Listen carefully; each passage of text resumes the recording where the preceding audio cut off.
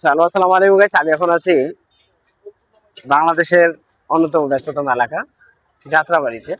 তো দেখেন, আমার মনে হচ্ছে যে পৃথিবীতে যত কোল আছে সমস্ত কোল থেকে সমস্ত জায়গা থেকে মায়ের জায়গাটা মনে হয় সব থেকে নিরাপদ। এখানে একটা বাচ্চা, আমি প্রায় আপনার অনেকক্ষণ ধরে এখানে দাঁড়ায় দিচ্ছি।